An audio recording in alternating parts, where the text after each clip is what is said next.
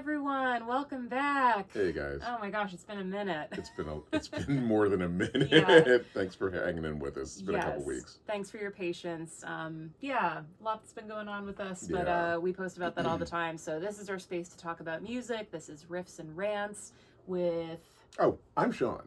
I own a record store called Forever Changes Vinyl Lounge in Phoenixville, PA. And who are you? Well, I am Anna Spackman, and I am a music therapist and singer-songwriter, so each of us brings, our unique perspective to music, and Sean especially walks us through the history of a lot of this music we're talking about. Yeah, but it's interesting, it comes up a lot how in both of our jobs, we do almost the same thing in the way where we talk to people who don't really...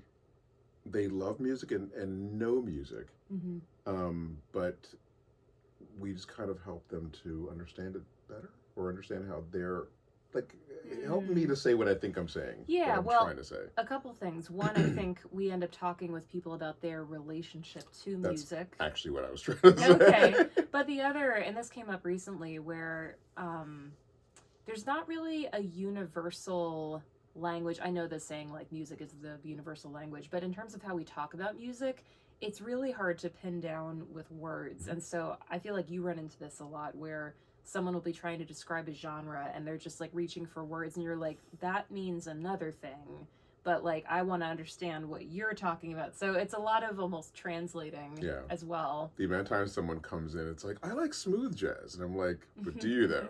And they just mean mellow, laid back, kind of blue.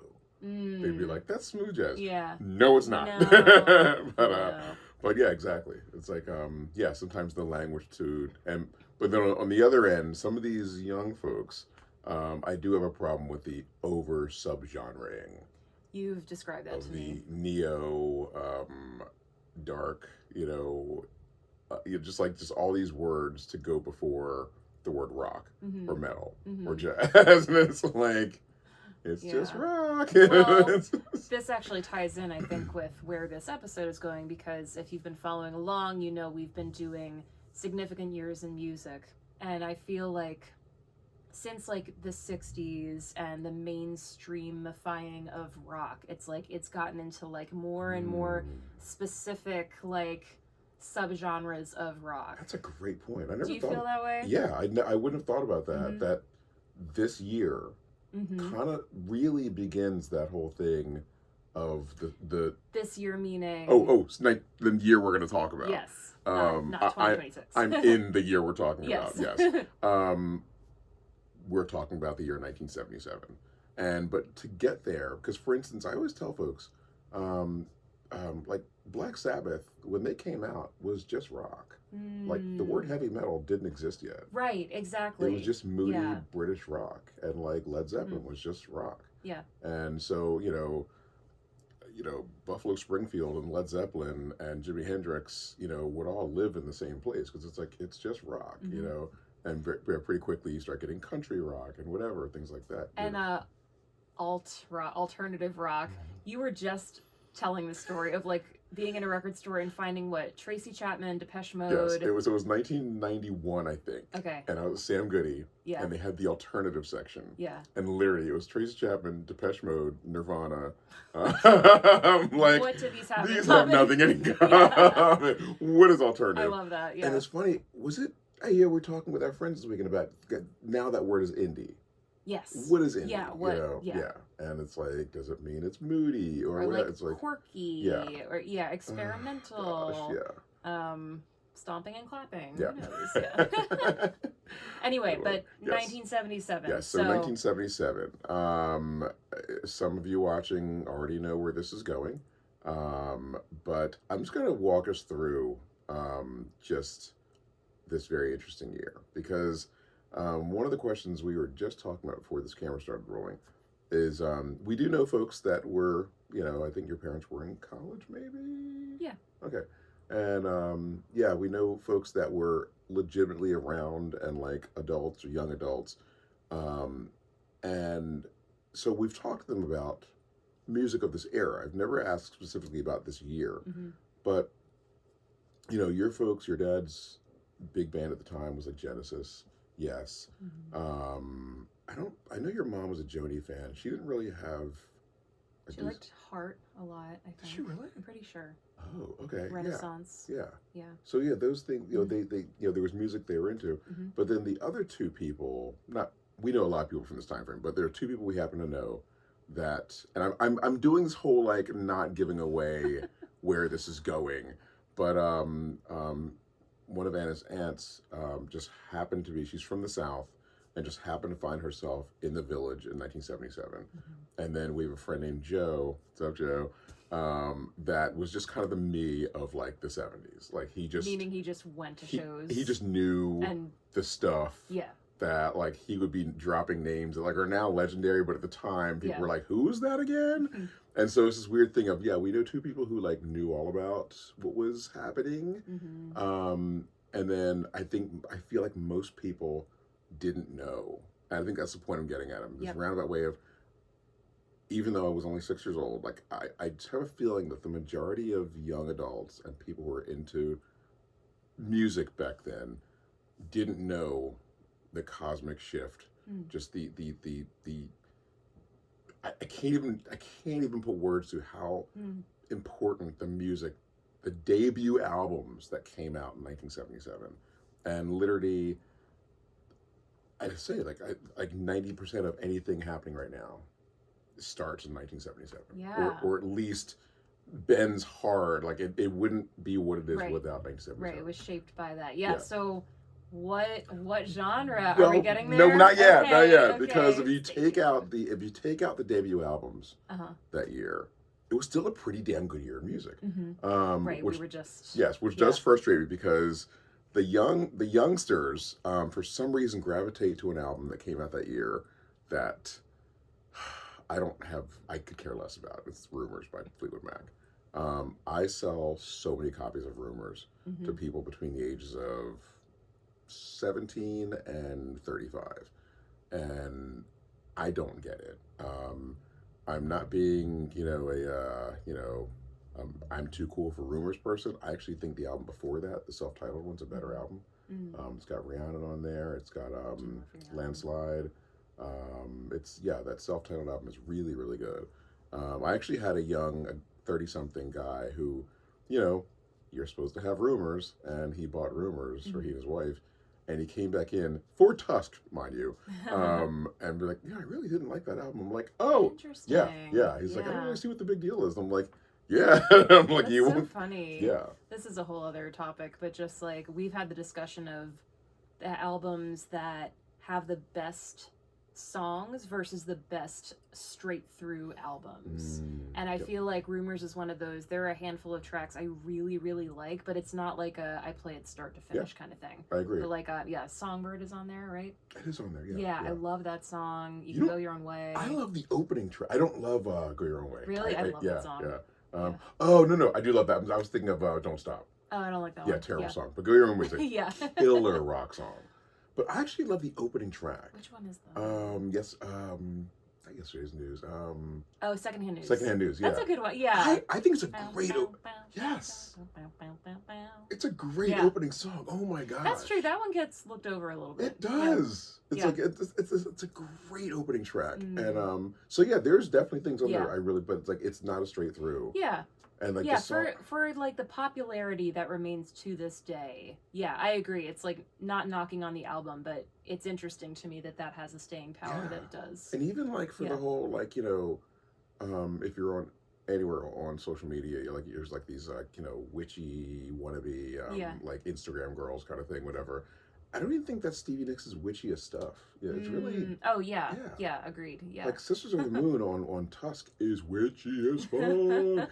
And anyway, so there was Rumors. Steely Dan's Asia came out that year, which I love that record. Bob Marley's Exodus, extremely important record. Yeah, Time Magazine a couple years ago called it the greatest album of all time, whatever, which I wouldn't argue. Like, it's not in my top 5. It's in my top 10, I think. But I wouldn't, that's not one where I'd be like, you're crazy. It's a masterpiece in every possible way. Billy Joel's A Stranger. Right. Like it's funny. Yeah. We were like, wait, what was on there again? And like as you're listening, it's like, oh, like his entire, like, Yeah. it's like, is this a best of? Yeah. What? Moving Out. Only the Good Die Young. The Stranger, obviously. No, I don't think it is. It? I thought that's what you read. Uh, Moving Out, Stranger, Just the Way You Are, Italian Restaurant, Vienna. Okay, I might be wrong. Okay, I can't remember, but yeah. Anyway, it's pretty front to back. Yeah. What else? Oh, another one that I really, really dislike, but was hugely popular, Hotel California. Hot take incoming. Yes. Gosh, like I am not a fan of the Eagles. I think their debut album's pretty solid. I think Desperado is a brilliant record. Yeah. Brilliant record. And that song I just love. It's you had to. I'm a huge Linda Ronstadt fan, and I had this whole thing of like Linda can sing anything, and I love her Desperado. But you did talk me down for it because I used to say hers is better than theirs, but it's that whole thing where her voice is so perfect, it does lack some. Yeah, you need a little bit of you need some cracks. Grit. Yeah, you need some grit for that. Yeah. And which actually her album Simple Dreams came out that year, which is really really good. Like a great year of music. And then there are the debut albums that came out that year. And so the point I'm getting at is, while this isn't the birth of punk rock, it's the 1991 of punk rock, where like 1991 was the year Seattle broke. Even though Seattle had been around since the mid 80s. Yeah. It was the year that's like, ooh. Yeah. Way prior to 77, the group Death, a lot of us, me included, attribute them to being the first punk band. Even if the Ramones may have been around, Death's Lone album, they have like a demo album and some stuff. Actually, I shouldn't say Lone. They put out some stuff like decades later, but like the main album came out in 75. I forgot the date, but it was the first recorded punk rock record. That's an interesting distinction, where like this music was going on before. Yeah, like the bands existed, but they recorded an album before anyone else. So, punk existed. It's just 1977 was the year. So 77, I guess we'll start in England. Sex Pistols debut, only album. The Clash's debut album, the Jam's debut album. Actually, I think Jam put out 2 albums that year, I think. And then are the Police British? Yes. Why am I? Oh yeah, they are. They are. Yes. Yeah, sorry. Sting. I literally had to think about Sting talking. Right? Yeah. Because he is what do you call that when you've stolen someone's music? Oh, appropriate. He has appropriated black music so much. I'm like, wait, is he British? Yeah. Who is Sting? Not black. But don't tell him that. And if anyone can find, I have searched YouTube endlessly since YouTube existed for an interview that I saw on MTV, and I hope it's not one of those like a memory that didn't actually happen, whatever. I swear to you, someone please comment and tell me I'm not crazy, or find a link where there's an interview, I think it's around Nothing Like the Sun, where Sting is talking about the difference between rock and roll and rock. And I just wanted to walk through the TV and smack the living hell out of him. You're so pretentious. Anyway, that's another episode. But yeah, the Police. And then we come over to the States, and you've got, it wasn't their debut album, but I don't think, the Ramones was earlier, but you've got Talking Heads' debut album, Television, Ramones' second album, a bunch, just the whole CBGB scene.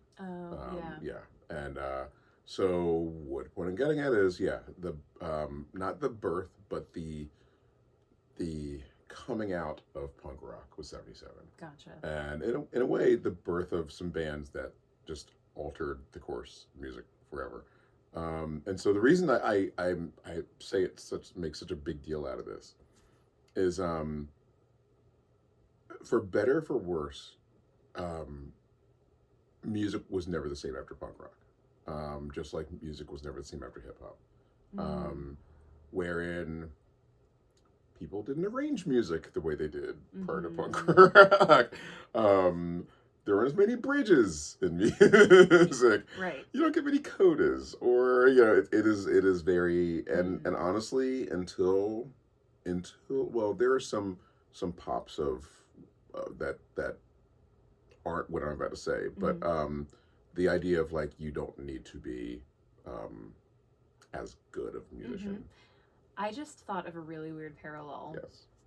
Like, that's not dissimilar from some of the folk songs. Like, I'm thinking of like specifically like, you know, the labor movement and, you know, songs that belonged to like, yeah, like protest music, where it's like, this is like, as Utah Phillips puts it, like, this is supposed to be like the songs of the people. Like, you know, how many seas does a white dove sail? Like, so that's really nice and pretty, but like, can you sing along to it? And it's like, yeah, you know, if you listen to the voices, they're not necessarily the best voices. A lot of the songs are like 3 chords, but anyway, I just thought No, of that. that's actually a total Yeah. comparison of like, Interesting. you know, it being, you know, the folk music of a specific, you know, age Yes. demo. Right. Right. And so if you don't know a lot about like where punk came from, it really was in response to musicians that felt that music was getting too bloated. You know, one album that came out in '77 that's a great album, but Pink Floyd's Animals. I think it has 5 songs on it. You know, Steely Dan's Asia gets, you know, criticized because, you know, for the song Peg, they hired what 7 guitar players, and you know, Yeah. music was getting, you A little know, excessive. yeses, Tales, Topographic Oceans, even though it didn't come out that year, but like it's a double album with 4 songs, Oh my god. and you know, so you know, music was getting pretty Yeah, like bloated. Prague was pretty Yeah. well underway. Yeah. And Queen Night at the Opera. oh You know, right, yeah. but and it's one of the things because like when I was a teenager, like it's funny because like I agreed where it's like, oh, just like keep it simple and just like rock out. You know, now I'm like my favorite band right now is Last Dinner Party, and like they are Yeah. accomplished. You know, Yeah, like their songs have movements. yeah, and for like sure. I'm like, what happened to the punk kid? But it's like you get older. But yeah, just the whole thing of like. You know, I just want to. I have something to say. I just want to. You know, Yeah, I don't the need urgency. Yeah, I don't have time to learn how to play guitar. I just, you know, and even that's not exactly true because like television, you're brilliant, absolutely brilliant. You know, musicians, Talking Heads, like you know, man, they were incredible musicians and arrangers. So it's not, you know, completely true. Yeah. But usually, you know, when you think of punk rock, you think of the Sex Pistols and you know, and just groups like that where and the Ramones, where it's just like definitely 2 chords, maybe 3, you know, and maybe vocals. Yeah. But just that idea of simplicity and immediacy, which in one way is very good.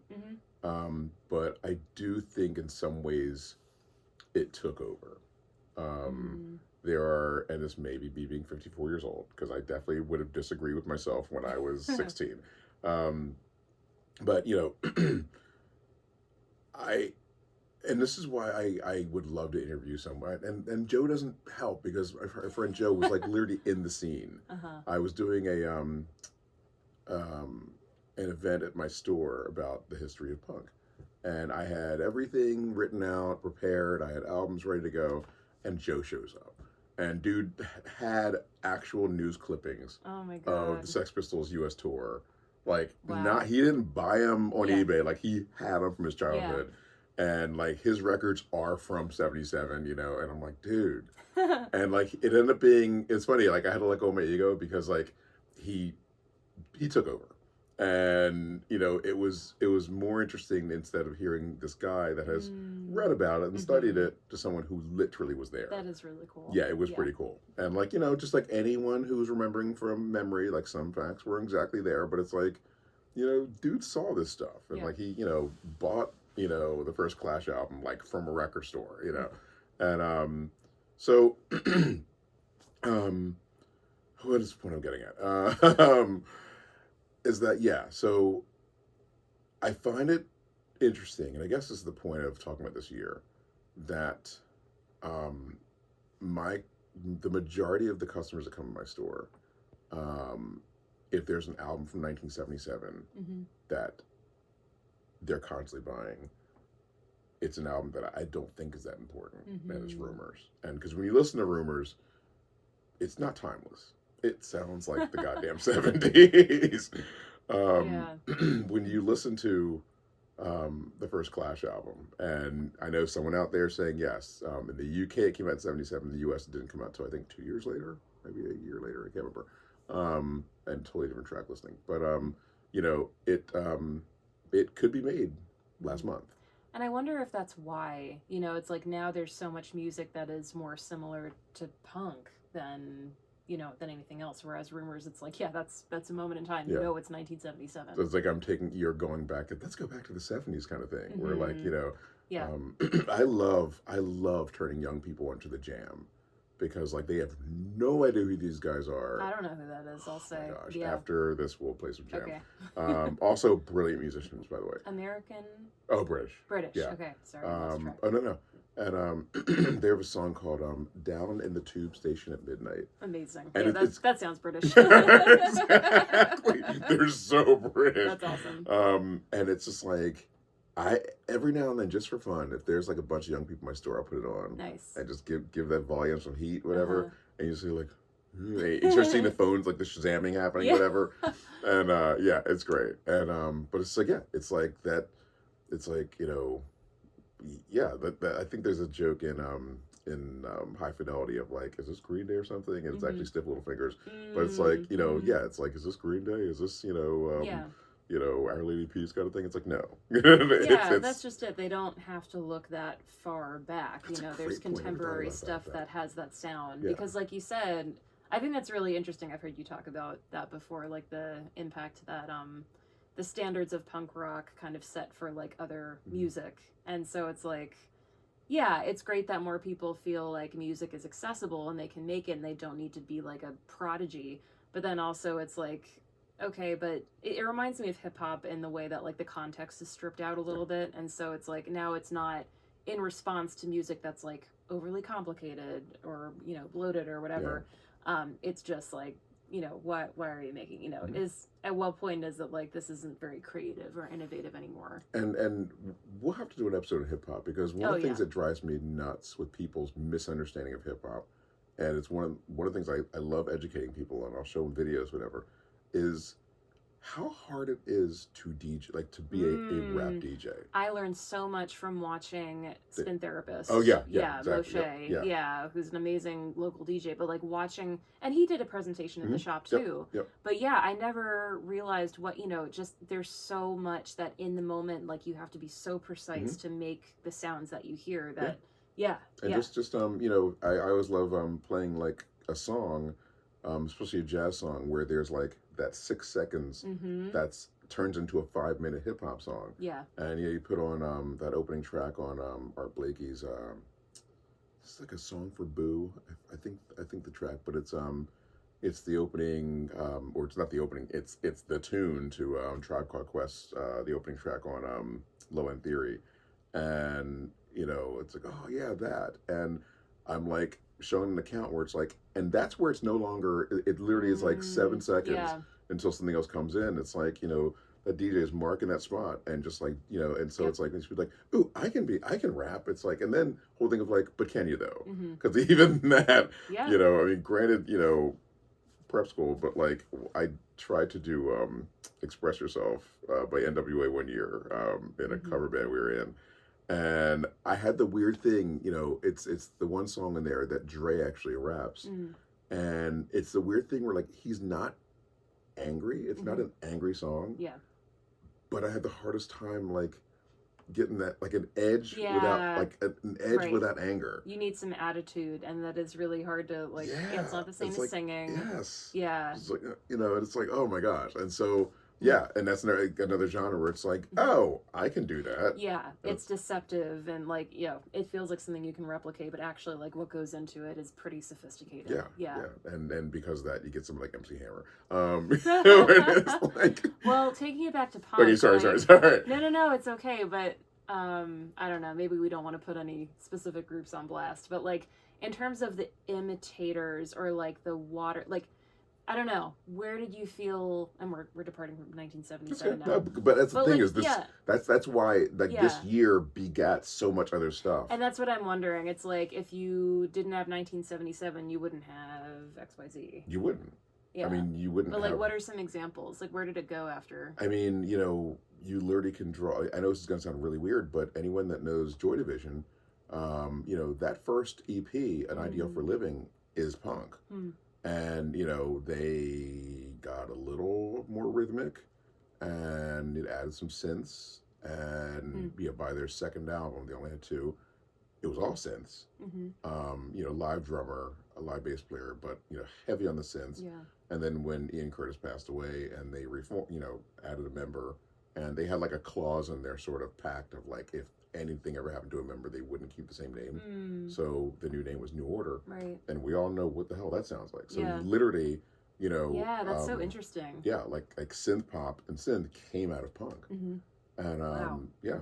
And, Yeah. and then a group like Blondie, that like her earliest stuff was punk, and just got poppier and poppier. Yeah. And even Well, I'm thinking about how the 80s got so poppy, so that's really interesting. yeah, if you think of the Go-Go's, you listen to early Go-Go stuff, right? Yes. In the God, what was their scene called in LA, the Paisley Underground, and like their early stuff was punk, and just sharpened a little bit, and some sheen, and that's some great pop, man. And oh no, sorry, wow, I apologize. The Bangles were in the Paisley Underground. Sorry, Go-Go's were strictly the LA punk scene. Gotcha. Sorry, guys. Sorry. And even a group like the Smiths, like if you listen to like "Miserable Lie" off the first album, is a punk song, and I mean, eventually gets there. It starts off with Morrissey being really melodramatic, but at the end of it, that's every Smith song. It's true. But yeah, there's some stuff on there. Miserable Lie. There's a couple, like a single or two that's on Louder Than Bombs, but like really, like when they wanted to thrash out, they could, and like it's like it's one of those things where like in jazz, where like the great jazz bands, as fusiony or as like smooth jazz you can get. If you tell them to play, Cherokee or one of those like standards, it's like, oh, done, got it. Yeah, right. And so it's like you get this like 80s pop band, and it's like, hey, do you guys know, London Calling or whatever? And it's like, oh, of course we do. All these bands, like it's in them to do it because they came out of punk.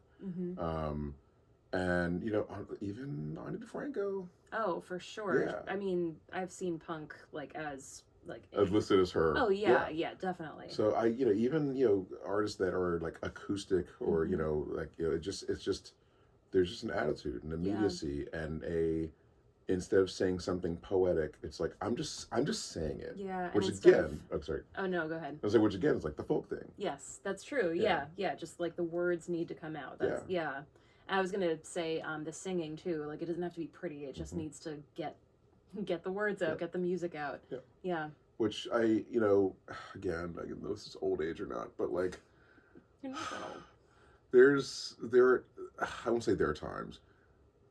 Most of the time, I miss singers, and at this point, it's just guys.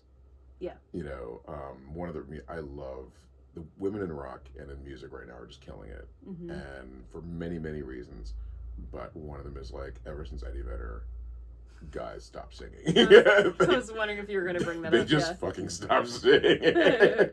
And so it's like, part of the punk thing is like, erasing the journey type deal, the Steve Perry and the pretty singing kind of thing. And but there's a part of me that like, there's nothing to me better than a band that can rock and also harmonize. Yeah. And I'm a Buffalo Springfield fan, so it's like just like killer guitars, but also just some sweet, whatever. And Queen. Yes, exactly. Yes, I mean, one of the greatest vocalists like ever, and one of the greatest guitar players. It's like just this killer band. Yeah, and so I love punk rock. I love my sweet spot personally for me is 80s punk, Bad Brains, Husker Du, Minor Threat, later in the decade, Fugazi. Rites of Spring, all that stuff. So I love the stuff, but it just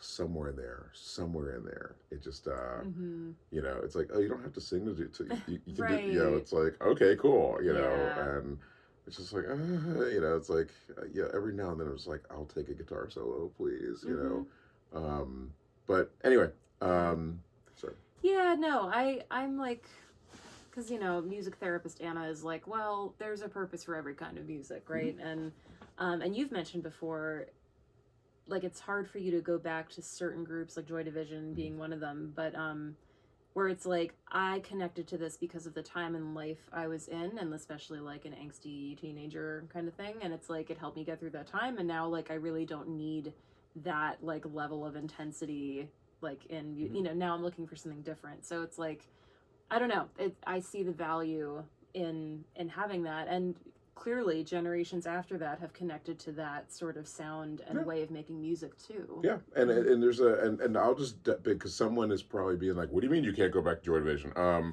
yeah, so sorry. the reason she said that, and it's a good point. We're like, Joy Division is insanely depressing. Yeah. Like unbearably depressing, and that EP, The Ideal for Living, I probably listen to that the most because it's more like angsty and aggressive kind of thing versus like I'm going to kill myself. And it's just like there was a time in my life when I was that depressed, and I am not there. And so as much as I know that Closer is one of the greatest albums ever made, I don't know the last time I listened to that record. Yeah. The first album, Unknown Pleasures, I'll play a couple tracks. I'll probably play the singles a little more, Love Will Tear Us Apart and A Transmission. But yeah, I'm just not that depressed. And it also takes me back to when I was that depressed. Yeah. And so it's interesting where, like, with the 80s punk that I just talked about, the group I listen to most now, still almost at least once a week, is Husker Du. And because it is more like an emotional, there's an emotional maturity to the angst or the, and versus like, that makes sense. Just the kind of thing, whatever. It's just like my anger towards the country, the administration, everything is more articulate, and even Bob Mould, like, he's still making punk music now, and it is he articulates his anger. Tell you, man, queer folks, man, just just that emotional intelligence. Yep. It's like, damn, dude, you just know your shit. Yeah, and the Clash is another group that I go back to, just because, for the same reason, like their political, like the sort of anger and angst is very articulate. I was just thinking, because and I don't know much about history, but just nice. Yeah, like Sam Cooke. Cut I the don't know ref. much about history. But in both the U.S. and the U.K., I'm wondering about the socio-political context that might have, like, tapped into some anger too. So I don't know a ton about what was going on in England at the time, but some shit was definitely going down because the Jam, all those bands, the Jam, the Clash, Sex Pistols, not as articulate, but like they were definitely angry and rebelling at what was going on in their government. Right. Yeah, because I don't want us to reduce punk to like just some guys being angsty and angry. Right. It's like there's that, but also like why? Yeah, but I mean, and they had good reasons. I mean, you look at Dead Kennedys in the '80s, and these bands had great why is my brain just like out of my head right now? But they had great points and were angry at whether it be Reaganomics or Margaret Thatcher, whatever, things like that, whatever. Sorry, now I'm thinking like Billy Bragg also came out of punk and totally folk, whatever. Yep. But it's true in the U.S. There wasn't so much, and 77 would have been Jimmy Carter, I think. There were problems. It was like I think Vietnam had finally got everyone out around 76, 77. I know the draft was over in 76. Yeah. So, but I mean, the whole what was that called? When they had to get everyone out of Billy Joel wrote about that in that song. Good Night Saigon. Yeah. Yeah. The whole thing where they had to like get everyone out, and people were I think that was 76 or somewhere around there. Okay. So there were issues here. Yeah. But it seemed like whatever was happening in England, which I honestly don't know the specifics of it, was a lot more like, we're angry at the government kind of thing. Right. We're here, like the first Talking Heads album is just David Byrne's fucking weird ass mind, and it's just like and it's more of like, what is this? And that's the thing. That's one thing I love about the original punk groups, is, when under the word punk, you've got Blondie, you've got Talking Heads, you've got Television, and they have nothing in common. Yeah. Yeah. Nothing in common. But it's just showing, it's like you can't reduce it to like we just did, like just, lack of arrangements and just, three chords. I mean, because Television, had like what I think Marquee Moon's like 11 minutes long, and with plenty of guitar solos. And the Police could play, Yeah. I mean, The Police episode coming soon.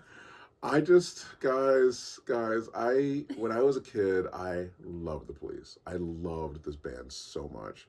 And when I got old enough to understand that they were really talented, it might have been like when I started trying to play bass. That'll do it, yeah. And I was like, oh, he was singing too? Mm-hmm. What?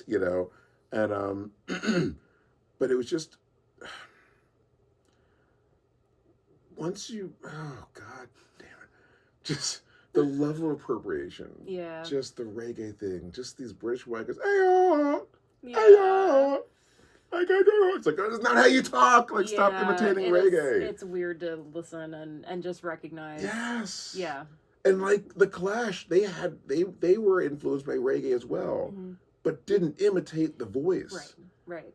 And then just, with Sting's solo career of like, hey, if I get a totally black band, I'll be good, right? It's like, well, yeah, you will, of course. But just, who are you? Yeah. Like, actually, I feel like who is Sting without black music? Yeah. A folk singer. No, sorry. But, that's, so if you see my eyes roll and I sound this tone about the Police, it's just, brilliant musicians and, at least two like great albums. I think the second album is fantastic. Ghost Machine's pretty good. Synchronicity is frustrating because I think side 1 is fantastic and side 2 is just like eye roll, like it's the every step you take, every breath you take, whatever. Yeah. Tea in the Sahara. I was like, oh my God, what happened to you guys? God. First album's good too. So Lonely and shit like that. So yeah, it's, great band, but it's just like, oh my God, like just appropriated music so bad. This is reminding me of a little bit fruity podcast, the episode on Gwen Stefani, where it's like, who is Gwen Stefani without like appropriating? Yeah, without black music. Yeah, God, I really. So I'm sorry. I will get back on track, but I really want to go down a rabbit hole of like what is Sting without black music. Yeah, and he might even say he goes, he's nothing. Yeah. Which is, good to say, but it's like, I don't know. Yeah, it's a weird thing. Yeah. Yeah. But again, it's like, I guess it's almost I'm really taking this someplace else, but like where, that's what we do. Yeah, exactly. That's why it's Riffs and Rants. It's true. The rants are on 10. Yeah. We're like, the Beatles' black music influence, they weren't trying, when they do Mr. Postman, they sound like British dudes doing Mr. Postman. Yeah. We're like, Elvis is trying to sound like a black guy. Yes. And it's like, stop. Yeah, it's giving Extraction and like, colonialism. Yeah. And it's just like literally you're, just sucking out like the parts you like from this group and like not even building on it. Just like, It's like, let's just do the voice. Let's just do, because Guns of Brixton by The Clash on London Calling. It's a full straight up reggae song. And they're still singing like British kids. Where you get on your front door? Yes, right. Yeah, the vocal, like that feels problematic. which someday we're going to go down the rabbit hole of black folks, African Americans in the 80s imitating Jamaicans. And or Did other people do that, not just you? No, not me. I mean, freaking Lionel. Oh, yes. Let the music play. Oh my God. That's right. I think there's other examples too. True. You are from Tennessee. Tennessee, right? Yes, we heard him be like, yow. He went from yow to let the music play. Oh my God. Everybody sing. I'm sorry, we went so far. So to read it back, a brilliant Commodores album came out in 77. Oh, right, yeah. Yeah, it's self-titled, but most people call it the Zoom record. And oh my gosh. That is really good. The famous song is Brick House. But to me, it's like, it's, there's so much more beyond Brick House in that record. It's so good. Another, I just totally just put it right back, because No, it's great. the black music in '77 was incredible. Oh yeah. Great Parliament albums, but Earth, Wind, Earth, Wind, and Fire. Fire's all in all is just one of the Mm. greatest albums ever made by Yeah. anybody. And yeah, and so yeah, '77 was a pretty incredible year, and it's so, and also, I didn't mean to dismiss and just kind of pass off how important Bob Marley's Exodus Mm. album was. Mm-hmm. So personal sort of connection to Bob Marley being introduced to the States. I think it was '76. I think it was definitely before Exodus. Bob Marley visited my dad's store, one of my dad's stores, and with the intent of his labels trying to get him a black audience, and because the Bob Marley and the Wailers did not have a black audience in the States, and so in a weird sort of thing, um, basically Bob Marley came to one of my dad's stores and no one showed up. Because Unreal. black folks didn't know. Yeah. So he and Bob Marley were hanging out, and I love that there was another guy there, and because of having my store, the other I now know who the other guy was, and it was our Yeah. friend Billy. I'm forgetting his name. Billy Holdsworth. Mm-hmm. I should say Mr. Holdsworth. He's much older, but yeah. And he was like, "Yeah, your dad told me Bob Marley was there, and he's my favorite musician, and I got to hang out with him." Yeah. So just to give an understanding of like how he was not a thing in the States, and but the Exodus album in '77, which is another album. If you look at the track listing, especially side two, you're like, is this the best of? Side two has Jammin'. It has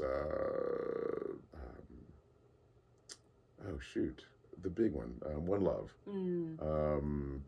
It has one of my favorite Bob Marley songs. I'm just forgetting the title, but anyway, side two. Oh, Three Little Birds. Duh. I was wondering if Yeah, that was okay. yeah, but that's not the song I was thinking of. Yeah.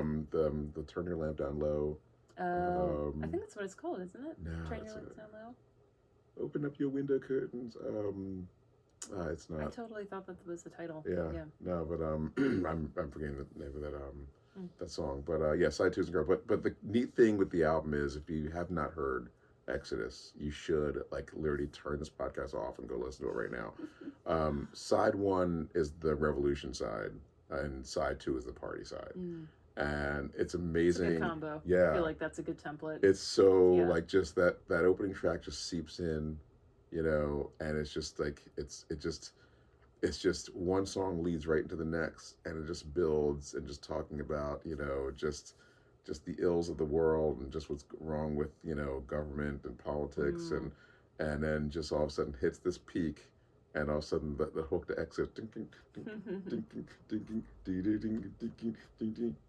Exodus, and just that the side one ends with this epic closing track, and then you flip it, and it's just light one up and just chill. Wow. And Yep. just like which is exactly kind of how we should be living now. It's like get your resistance on and do what you need to do, and then just dance it out. Yep, dance it out. Mm-hmm. It is, yeah, and from my understanding, it still didn't really get him the black audience that they wanted, and from my understanding, that really didn't happen until Stevie Wonder had his song Master Blaster. Yeah. Oh, interesting. And it was like, what's this about? And like, it's Oh. like, it's Bob Marley, and like people like doubled back on. We will follow Stevie anywhere. I know. Yeah. I know.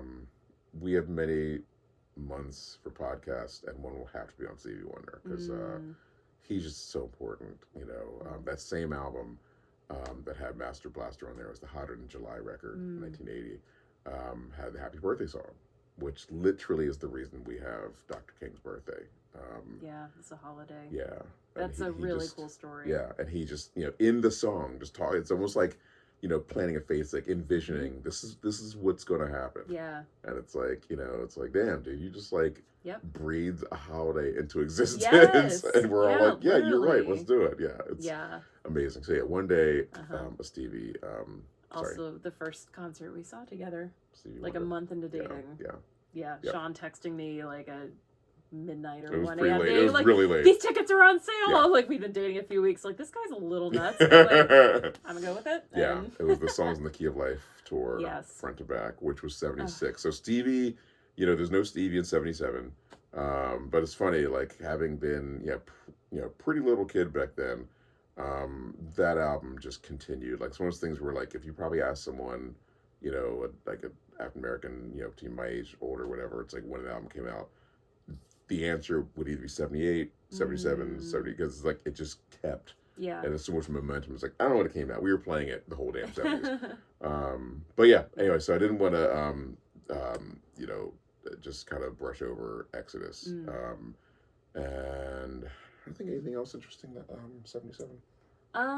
The only other thing I can think of is that you were sort of comparing it to 2023 in that, while it's happening, while the year's underway, people might not be aware of how influential the music is going to be, or how important that year is going to be. Yeah, no, because that's one reason why, like, maybe I'll have to find, like, or just talk to a couple folks, of, like, your parents' age and be like, what was 77 for you kind of thing. And just, it's like, do you remember a group called, do you remember Talking Heads? Do you remember, the Ramones? Like, I don't know who the heck they kind of thing. And, because, when I've mentioned to people the podcast and that we're going to do an episode in 2023, they're like, I don't even remember that year kind of thing. And you start being like, oh, that was when Chappell Roan's first album came out. That was Olivia Dean's first album came out, and I think the first Last Dinner Party album came out too, I think. Wow. Yeah. Or not, Last Dinner Party.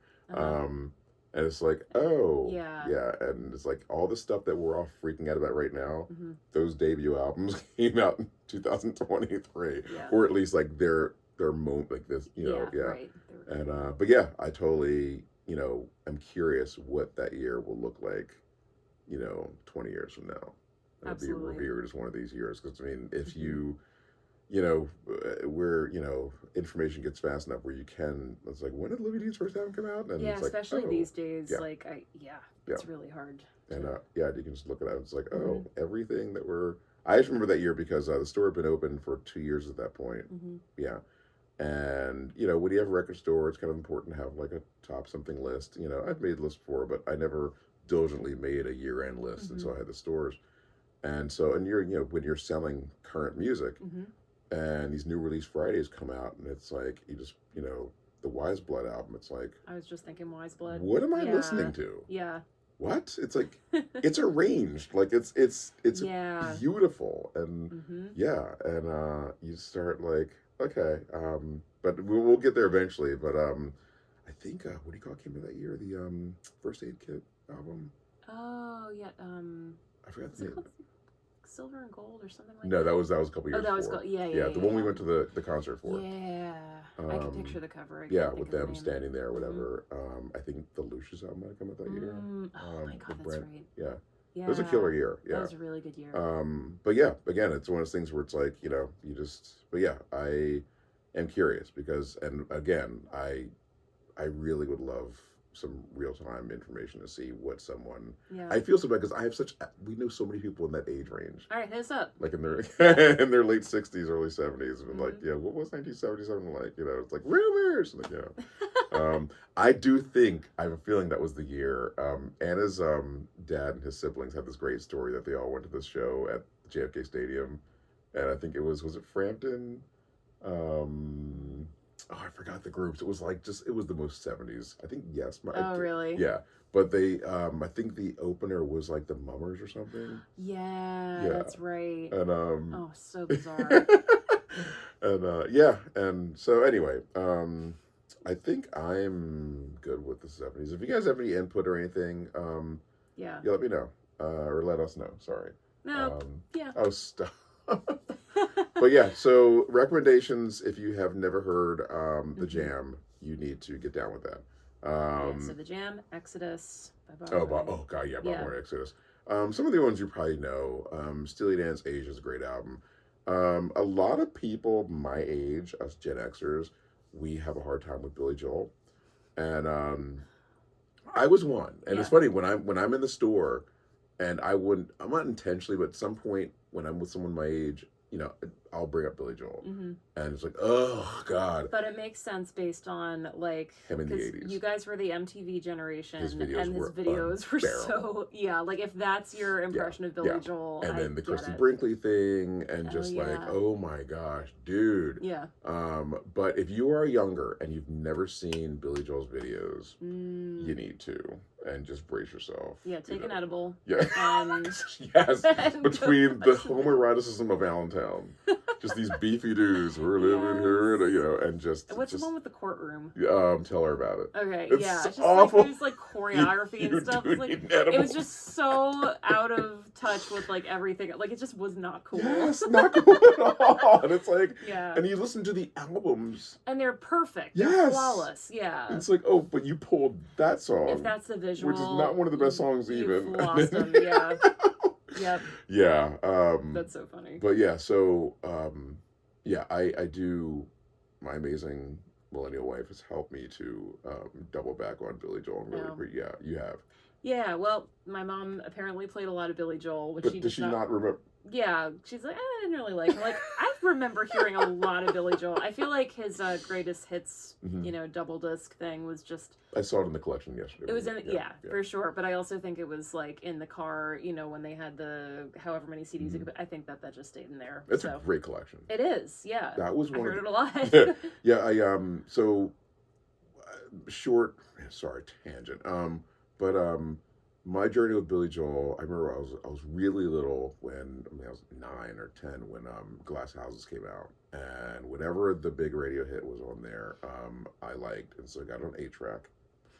And when you're so young, you don't know what's cool. Yeah. I liked them, and kind of like as I preteen and getting a little angsty, and yeah, the videos, and the theme song to Easy Money, and it's just like, and then like a little hate because like he was married to Christy Brinkley and she was really attractive, whatever, so it's like, oh, you don't deserve, kind of thing. And just really fell off in Billy Joel. I completely fell off. And but I went to see the Stormfront tour in '89. We won't discuss the date. And it was an amazing show, an absolutely amazing I show. believe that, yeah. And there's a really rough bootleg out there, but you could hear how good the show was. It's on YouTube. And so I'm like, oh crap, and I think within a year, I met a kid in college who had that Volume 1, Volume 2, the Greatest Hits thing, and I was like, damn, like Entertainer, and Yeah. like, wow, this is really good stuff. Yep. And fell off pretty quick because I didn't like River of Dreams, and I was kind of done. I'm like, because that was this last album, and I was like, could just live my life without Billy Joel, and somewhere in us dating, you played Summer Highland Falls. That kind of, I was like, oh my God. I think Turnstiles is my favorite. Yeah, front to back Billy Joel album. Yeah. It's strange. It's a tough one. Yeah, Either that or Stranger, one or the other. But yeah, and once you and then when you like, there's been a couple Record Store Day live Billy Joel albums that have come out, and Hem Live. Oh my God, yeah. Is where it just happens. Unreal. Yeah. Yeah. Yeah. And yeah, if you're ever just one, it's like, I don't know, man. I thought Sean was cool, but now he's talking Billy Joel. He's crazy. Please listen to a live Billy Joel album. Yeah. Actually, even the collection from 1981. Songs in the Attic? Yeah, Songs in the Attic. Yeah. Yeah. Oh my God. Yep. Yeah, he just blazes on that piano, and the band is so. The band is unbelievable. Yeah. So my point of that whole rant is for my Gen Xers watching who have already turned off because take the videos out of your head. Yeah. Take all the '80s out and just double back on The Stranger, and it's a killer record. And the two others, just throw out there some other recs. If you've never heard Marquee Moon by Television, which I think a lot of people haven't, one of the greatest albums ever made. And it is so quirky. It's so quirky with the first Talking Heads album. And again, like, sorry, like the importance of these bands, like any band afterwards that's quirky, whether it be like a Weezer or like a They May Be Giants or like just one of these like oddball.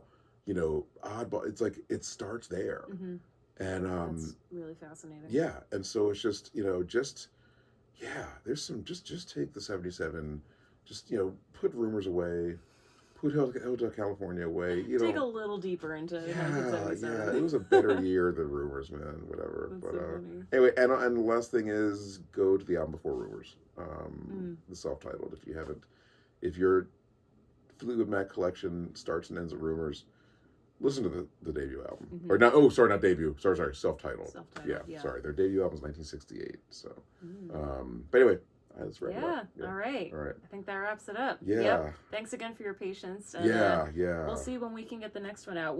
Are there any more? I know. No, we're done with the 70s.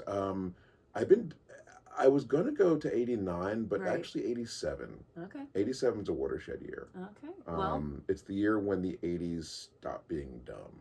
Okay. And All right. We'll Yeah, save yeah, it. sorry, We'll save yes, it yes, for yes, the yes, next yes, one. yes, So sorry. join us at some point for the next significant 87, year in music, which is 1987. All right. Thanks, See you guys. everyone. Peace out.